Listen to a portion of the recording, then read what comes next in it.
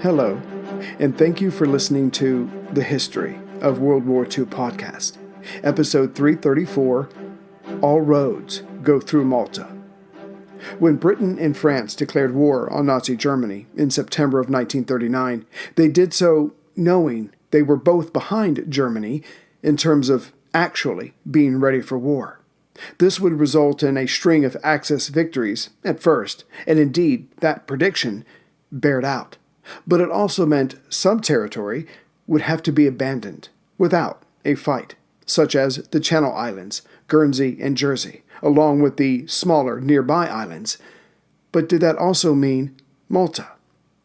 Admiral Horatio Nelson himself, a British hero, knowing the value of Malta in dominating the central Mediterranean Sea, said 140 years earlier, "I hope we shall never give it up." To which Admiral Andrew Cunningham of the British Royal Navy, the current C&C Mediterranean, as of May 1939, heartily agreed. Yet it was only 60 miles away from Italian territory. Fortunately for the Allies, when they declared war against Germany and Berlin replied in kind, Mussolini wisely stayed neutral. The question of Malta's status in terms of her defense did not have to be answered today, but that day was coming. For the last few years, leading up to June 10th, 1940, the day that Mussolini finally jumped off the fence and declared war against Britain and France, London within itself had gone back and forth about the possibility of holding on to Malta. Of course, the majority of the politicians and military wanted to keep their connection to the little but vital Mediterranean island, but the real question was it even possible until the United Kingdom was actively ready to defend it against all comers? Which meant Malta and those on it, the Maltese with various backgrounds, and the British or Commonwealth troops stationed there would have to endure a siege. This idea seemed strange to some who studied the Second World War. How could there be a siege in the 20th century? What with the blitzkrieg and other tactics and strategies using modern weapons? But a siege it would be, because as it sat almost in the center of a line drawn between the Suez Canal and Gibraltar, both British-controlled, the Axis would have to actively take and occupy the three islands, or else the British would be able to use them to harass German and Italian ships heading to North Africa, or to the western end of the Middle East, or to Egypt itself. But when Italy first entered the war, the Axis, like the Allies, had other priorities over Malta. Yet that did not mean it could not be bombed into submission or surrounded by the Italian fleet, thus negating its use. To be sure, Admiral Andrew Brown Cunningham, or as he was called, ABC, worked hard to make sure that neither one of those options would happen.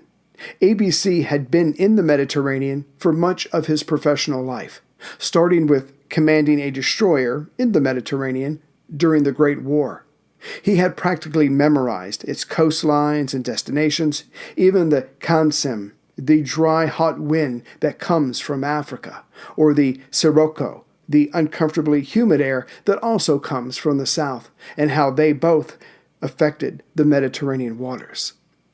He also knew that with the rising tension between Britain and Nazi Germany during the second half of the 1930s, along with London's cutting of military expenditures after the Great War, the British Royal Navy would be at a disadvantage in any naval actions against the Italians, to which ABC's solution was to fight aggressively, but intelligently, and it seemed that his theory would be put to the test. It was just a matter of when. As for defending Malta to the last, the majority of the Maltese felt the same as ABC. Though there had been moments of tension between the Anglican British leadership and the Catholic locals, theirs was a mutually beneficial relationship, but more on that in a moment. Even before the first bomb fell on Malta, Cunningham and the British at large almost lost the island and the two other smaller islands with it, Gozo and Comino. What happened was, though ABC hated paperwork so much, Most of his orders were single sentences. Still, in October of 1938, he was appointed Deputy Chief of the Naval Staff of the Admiralty. The new First Sea Lord, Admiral Sir Roger Backhouse, had plucked ABC from the Mediterranean, as he needed a fighter, one who knew intimately what Mussolini was already calling Mare Nostrum, or Our Sea. As it was 1938, London was in a frenzy to rearm, for war was coming. Everything had to be updated, and a lot of it produced.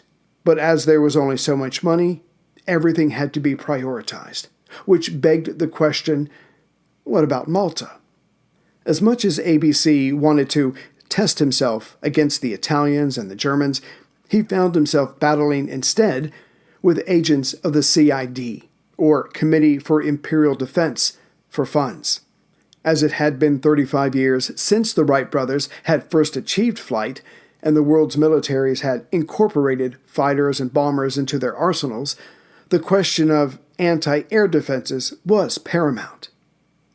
In 1935, Malta, 17 miles wide by 9 miles, had 24 AA guns, but these were obsolete after 3 years. Such was the pace of technology. So the Navy, with Cunningham leading the way, pressed for an update, to which the RAF and Army disagreed. Besides, again, there was no way to shield Malta from the Italians without a major commitment, and that was not going to happen, since the home island's defenses still needed beefing up themselves. Still, in 1935, London's best chance of avoiding this threat to Malta and its other Mediterranean possessions was to separate Rome from Berlin, as Prime Minister Chamberlain and his predecessor Stanley Baldwin sought to win over the bombastic Italian leader from the mesmerizing Hitler. But the winner of that contest was Hitler, as Mussolini helped the Spanish nationals, along with the Germans, in the Spanish Civil War. Next, when Italy invaded Albania in April of 1939, the loser, London, was confirmed. The next month brought the Pact of Steel by the two far-right leaders. Whenever war came, it would be Berlin and Rome against London and the Maltese people. Not that those tough people were not used to sieges. As for Admiral Cunningham, he would leave the Admiralty in July 1939 and become the C&C Mediterranean, having done his job, as finally there was an agreement to send to the island 112 and 60 light AA guns, along with 24 searchlights and, most importantly, 4 squadrons of fighters. Thrown in for good measure were balloon barrages, aerial mines, and smoke producers. Still, the question lingered in London. Would even this be enough if Italy sent its battleships, fighters and bombers, and a few troop transport ships? If anyone said yes, it was with a lackluster whisper. And yet, a promise is not the same thing as sent. The above items were promised, but again, when Mussolini did not follow Hitler into the abyss after Poland was invaded, the defensive measures were not sent to Malta. Why? Because they were not needed, at least not for the moment. For Il Duce, the taking of Albania seemed to whet his appetite. For now. And because Malta did not receive the promised items, the British Mediterranean Fleet had no choice in April of 1939 to move itself from Malta to Alexandria, Egypt, to which Admiral Cunningham joined it the following April of 1940. He had stationed himself on Malta since November of 1939, hoping his presence would give the idea of sending the fighters to his headquarters more weight. But that had not happened. Still, the Maltese did receive the first part of something for the military there to use. In May of 1940, the locals unloaded the following: 145 bicycles, 400 tons of sandbags, 200 pigeons, 8 rabbits, and 15 soldiers. One can assume to take care of the pigeons. This left the island with 34 heavy AA guns to protect its 3 airfields and the non-existent planes, which was actually not entirely true. When Air Commodore F.H.M. Maynard arrived in January of 1940, he was informed that his command only consisted of a few Fairey Swordfish, old biplanes from the early 1930s that were now used to pull targets for the AA guns. There have been people on Malta since about 5900 BCE, and its central Mediterranean location has made it desirable by the people of Europe, North Africa, and the Middle East. Hence, it has had many rulers over the centuries, and each conqueror has left a bit of itself within the Maltese culture. Though where the name Malta comes from is unclear, its best guess is that it came from the Greeks who called the island Meli, or honey. But some contend the name originated with the Phoenicians, as Maleth, which means haven or port, was their label. Either way, the Romans followed suit, and thus the name was burned into the history books. The first people to live on Malta were from Sicily. Proximity has its rewards. But then the Phoenicians came along around 800 BCE and occupied it. Then came the Carthaginians. Again, proximity. But in 216 BCE, the Romans were the new master. But it was the Byzantines, or those of the Eastern Roman Empire, that took Sicily in 535 or 536 CE that helped themselves to Malta as well. Their rule lasted until 870 CE, when the Aghlabids, an Arab dynasty that ruled modern-day Tunisia and southern Italy, took over. But it's around this time that the ownership of Malta becomes murky, as Arab Sicilians moved in large numbers to the island. But Muslim rule, in whatever form, ended in 1091, when the Normans from France took over. The Christians were firmly back by 1249, and the island changed hands several more times, until Charles V of Spain gave the islands to the Order of Knights of the Hospital of St. John of Jerusalem, in perpetuity, which did not impress the Ottoman Empire, as they lay siege for almost 4 months, from May to September 1565. The 500 or so knights, along with their 6,000 infantry troops, withstood the siege and held the island for Christianity. Still, there would be other attempts by Muslim Turks, but all to no avail. In 1798, Napoleon did take the islands, but the Maltese, with British help, forced the French out 2 years later. Indeed, it was the Maltese themselves that laid siege to their own capital, Valletta, currently controlled by the French, that ended their mastery. And it was then that the locals asked the British to assume sovereignty, but demanded a Declaration of Rights, which read in part, "His Majesty has no right to cede these islands to any power. If he chooses to withdraw his protection and abandon his sovereignty, the right of electing another sovereign or of the governing of the islands belongs to us, the inhabitants and aborigines alone, and without control." The Treaty of Paris in 1814 made Malta an official British colony. But as long as the Protestant overlords did not interfere too deeply with daily life, the Catholic locals were content. Thus, it would be a British Maltese team defying the might of Italian and German naval and air power. Thus, when Great Britain and France declared war on Nazi Germany on September 3, 1939, Mussolini wisely kept Italy out of the war, as his country was hardly ready to do battle with both Allied navies in the Mediterranean. But while Hitler blitzkrieged his way through Denmark, Norway, and finally Holland, Belgium, Luxembourg, and France, the Maltese kept a worried eye towards Italy. Yet Air Commodore Maynard almost received good news in April of 1940, that is, near the end of the phony war. His executive assistant told him that there were, in crates, 18 Sea Gladiators, the RAF's last biplane.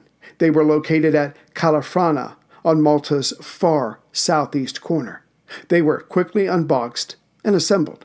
Yet 8 of them were already slotted for the carrier HMS Glorious. Thus, they flew away.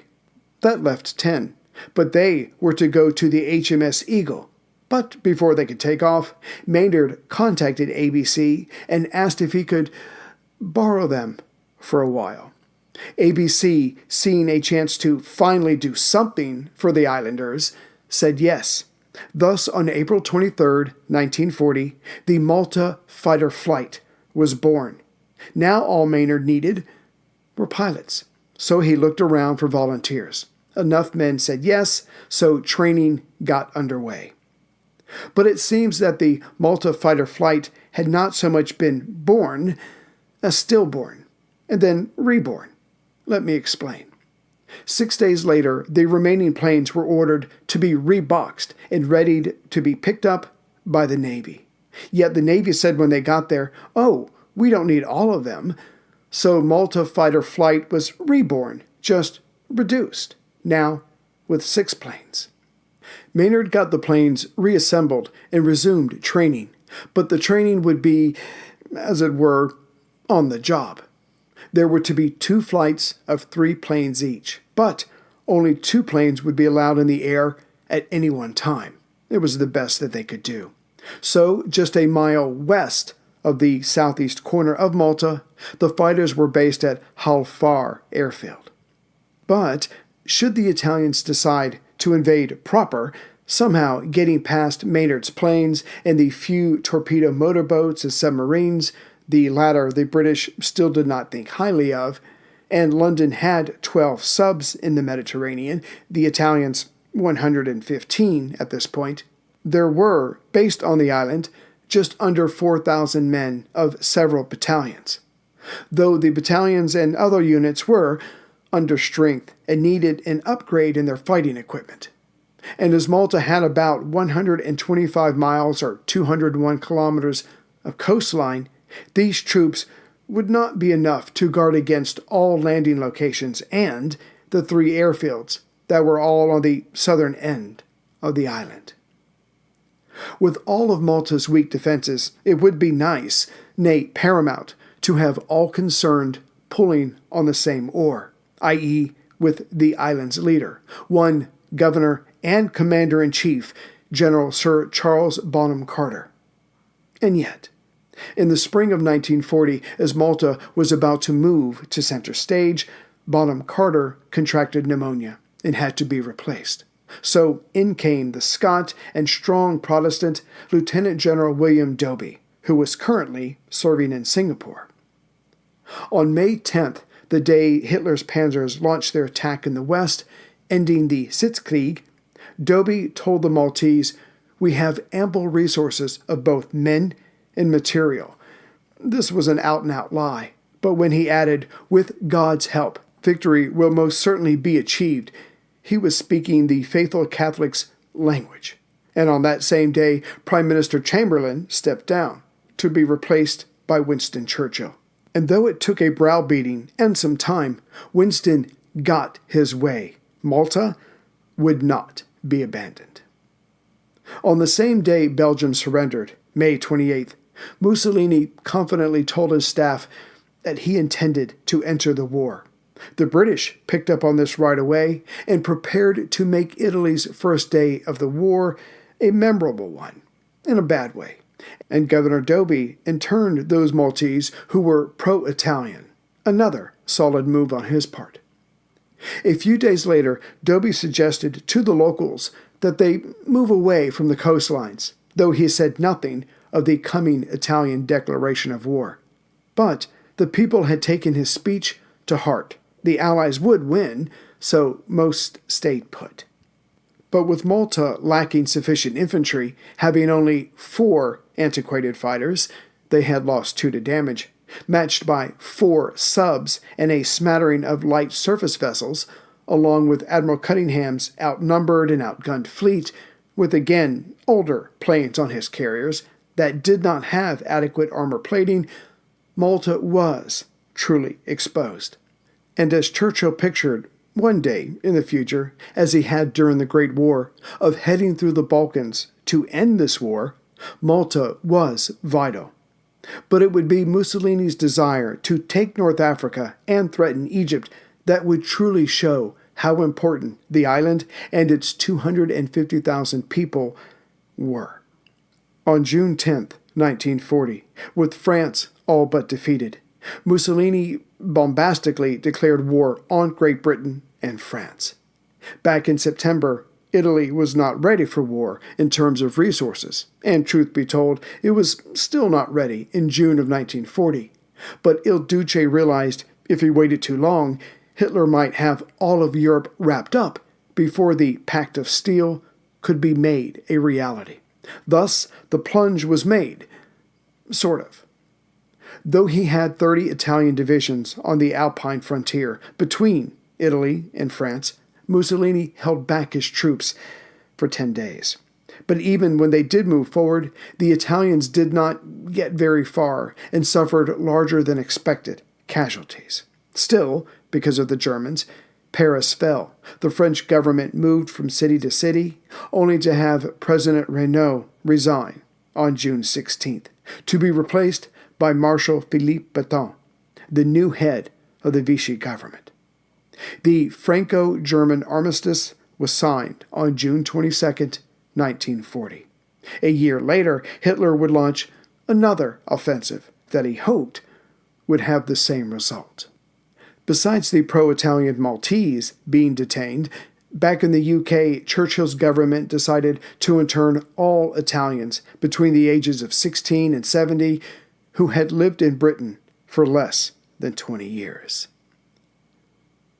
With Italy declaring war on June 10th, the next day, all military personnel on Malta were ordered to stand to, or stand to arms, i.e., be ready for anything, 15 minutes earlier than normal.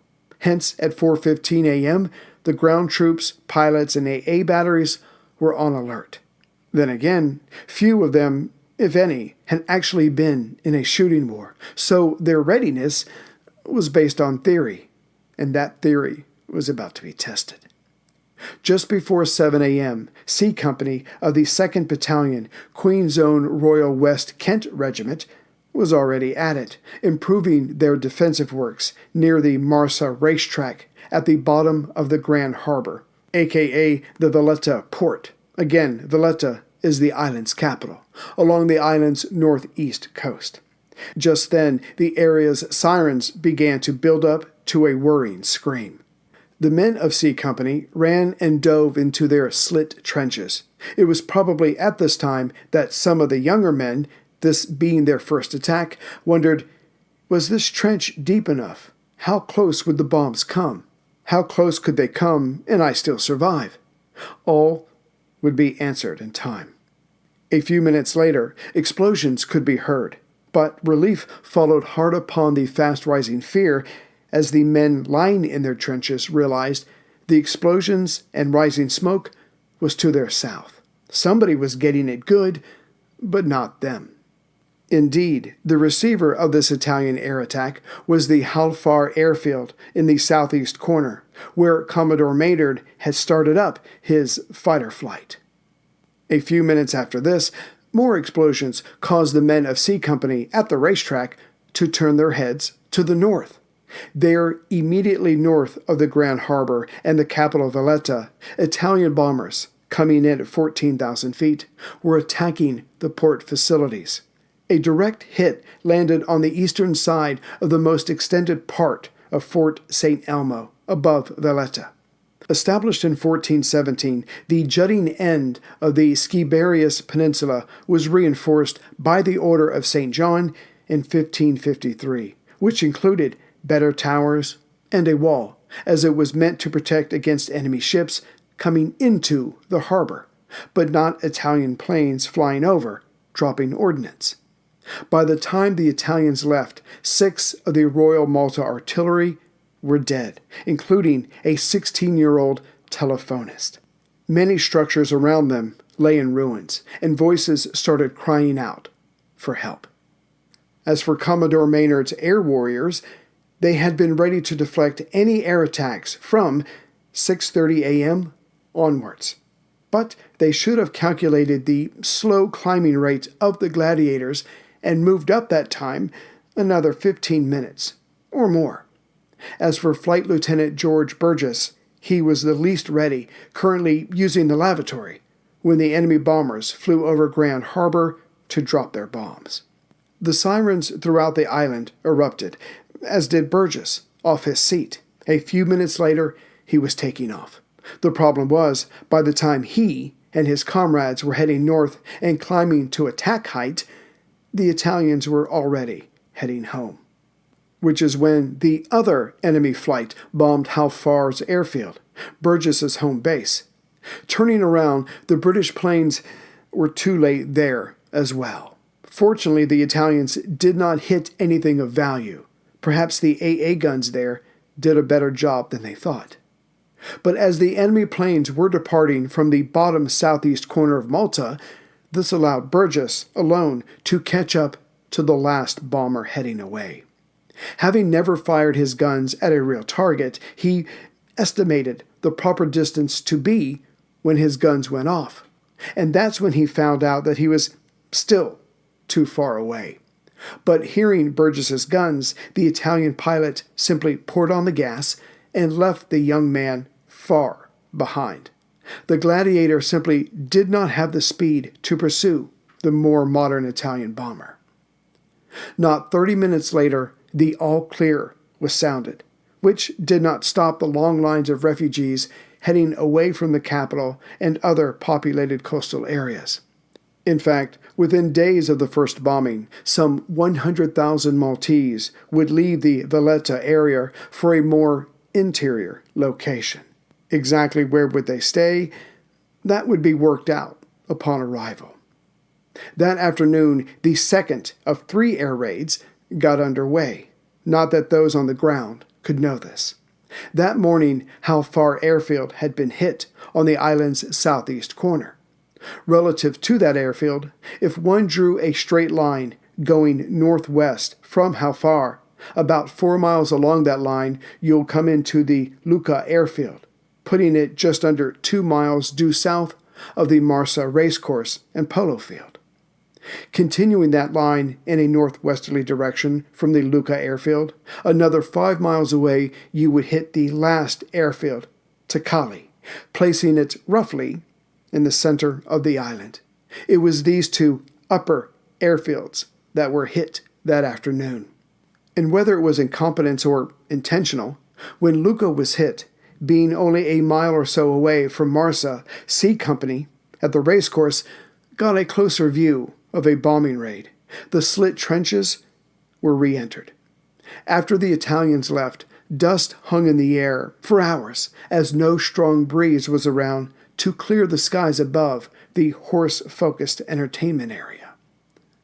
But it was the late afternoon that brought the heaviest bombardment.